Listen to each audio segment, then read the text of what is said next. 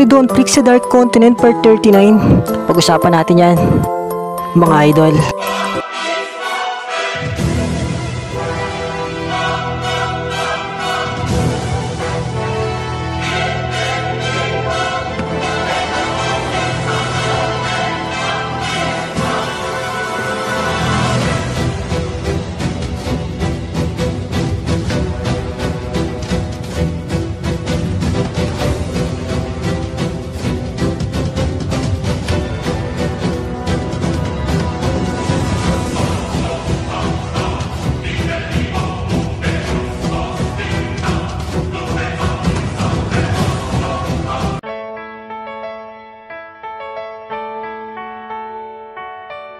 At ngayong araw nga mga Lodi, tatalakayin na natin ay ika-39 na kabanata sa paglalakbay ni Don sa madilim na kontinente. Pero bago ko nga umpisahan, lilinawin ko lang na hindi pa po ito official.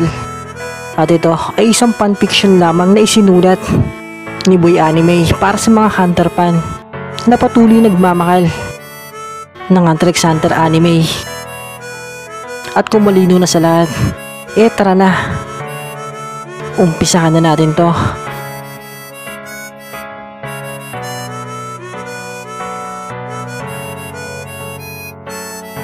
At dito ngayon mag-uumpisa kina Koga at Don Prix, kung saan sinabi ni Koga na hindi nga daw niya gusto ang mga taong tulad ng ating bida.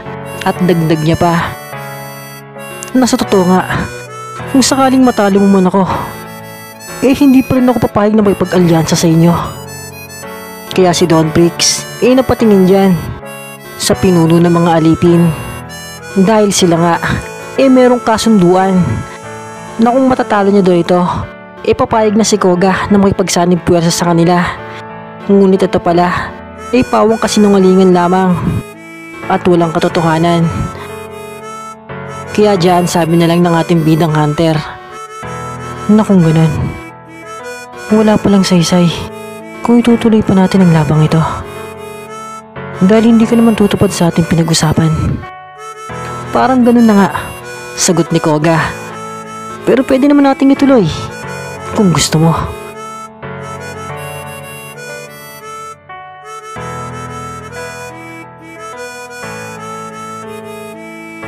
Napasensya ka na. Ayoko kasing magsayang ng oras, dahil napaka-importante ng oras para sa akin. At dyan nga sabi ni Don Prix kay Rin at Kido na umalis na nga daw sila at ipagpatuloy na ang kanilang paglalakbay. Pero bago pa nga sila umalis, si Kido may binitawang kataga sa pinuno ng mga alipin at sabi niya, "Na ikaw, wala kang kwent ng halimaw. Wala kang isang salita."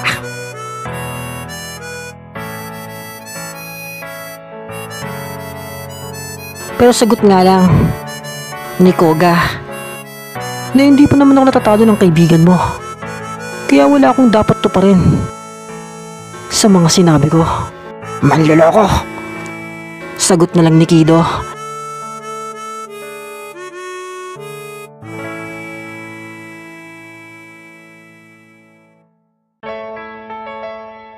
At dyan nga, umalis na ang ating mga bida sa lugar ng mga alipin.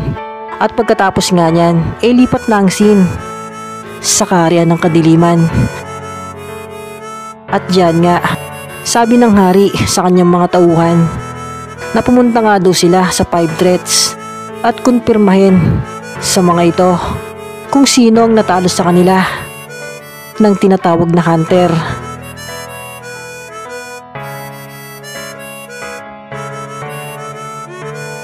At sa pagpunta nga ng mga tauhan ng hari sa lokasyon ng mga banta, sakto na ang una nilang napagtanungan ang mismong banta na nakalaban ni Don Prix.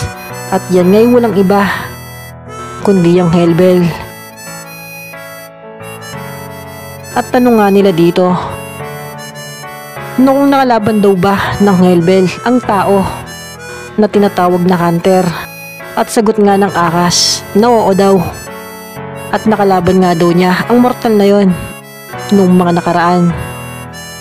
Kaya diyan, sabi ng mga tauhan ng hari sa Hellbell na kailangan nga daw nitong mag-report ngayon sa kaharian para isiwalat ang mga impormasyon na kanyang nalaman. Pero sagot nga lang ng Snake Hellbell sa kanila na wala akong panahon na pumunta sa kaharian dahil busy ako sa pagpapalago ng mga espesyal na yaman. At sabihin nyo na lang sa inyong hari na kung gusto niya magtanong, siya na lang mismo ang pumunta rito. At pagkatapos nga niyan, balik na ang scene sa kaharian ng kadiliman. At diyan nga sabi ng hari na kailangan na rin nating patahimikin ang mga langgam dahil masyado na silang umaabuso.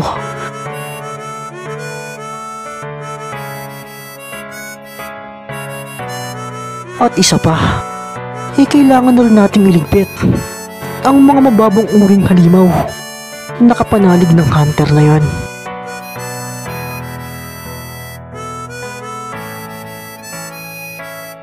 Hanggang may humirit nga dyan na isang nilalang at sabi niyan, ako na ang bahala sa mga langgam.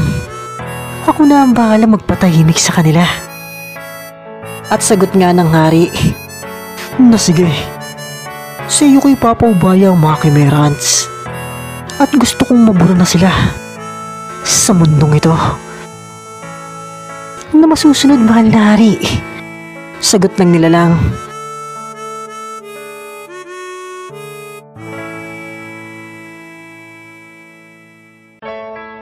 At dyan nga, mayroon pang isang biglang kumirit sa hari at sabi niyan, na kung ganun, mahal na hari, sa akin yun na lang ipaubaya ang mga mababang uring halimaw. At ako na ang bahalang umubos sa kanila. At diyan nga, biglang ngumiti ang hari at sabi niya, na sige Supremo, na ikaw na ang bahala sa kanila. Tiyakin mo lang na walang matitira.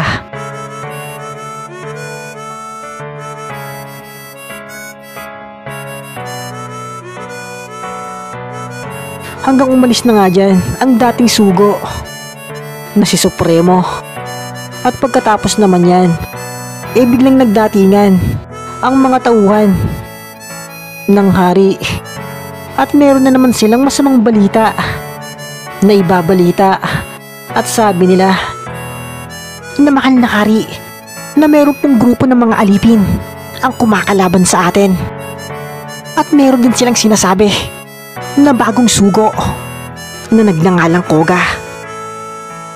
Na ano? Sino naman ang Koga na yan? Na hindi po namin siya kilala, pero yung po ang pangalan na binibitawan ng mga nagaklas na alipin. At sabi pa nila na ang Koga daw po na yon ay napakalakas.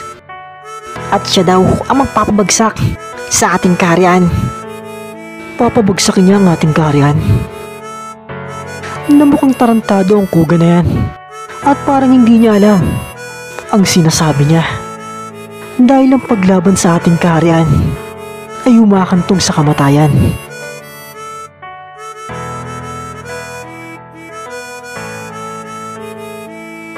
Kaya kung sino man ang Koga na yan, enjoy niya na nabuhay pa siya ngayon dahil pag nagkita kami, iwawakasan ko agad ang buhay niya.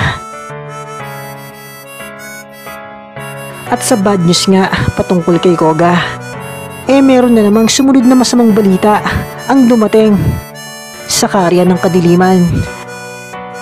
Dahil ang ibang mga tauhan ng hari nagdatingan na rin dyan sa kaharian para magsumbong sa panibagong masamang balita. At sabi nga nila sa hari na nakonfirma na nga daw nila kung sino sa mga banta ang tinalo ng hunter.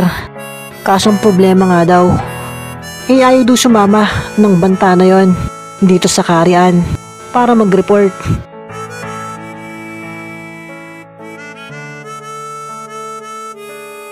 At sinabi nila mismo ang eksaktong sinabi ng ahas patungkol sa hari, na kung gusto nga daw magtanong ng hari ng kadiliman, siya daw ang pumunta sa lokasyon ng Hellbell.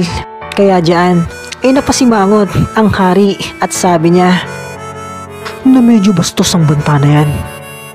Sino ba sa 5 banta ang nagsabi niyan? Ang Snake Hellbell po, sagot ng mga halimaw. At diyan nga bigla nang humirit ang Reyna at sabi niya na mukhang wala ng respeto sa'yo mga taga-silangan. Mahal kong asawa, baka gusto mong turuan ka sila ng leksyon para gumalang sa mga nakatataas.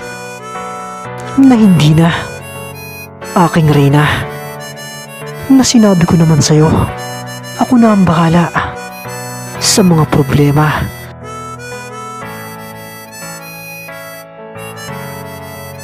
At dagdag niya pa na mag-antay ka na lang sa napakasarap nating pagkain.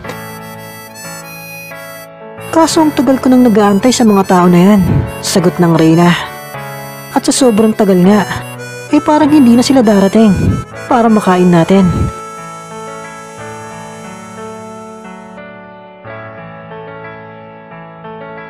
Na hindi, aking mahal. Nararamdaman ko na malapit na natin silang makain. Kaunting pag-aantay na lamang at makakain na natin sila.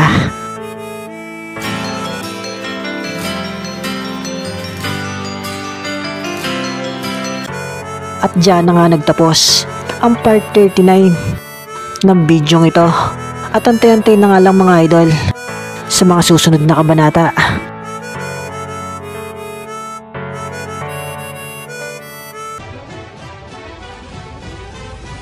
At bago nga tayo magtapos mga idol, sana huwag niyo kakalimutan mag-like dahil napakalaking tulong yan para sa ating channel. At kung meron naman kayong opinyon, i-comment nyo na lang yan sa ating comment section para malaman din namin ang inyong mga opinyon. At kung may bago naman dyan, sana huwag nyo kakalimutan mag-subscribe and click the bell icon para hindi ka nahuhuli sa mga latest uploads natin. Yun, salamat!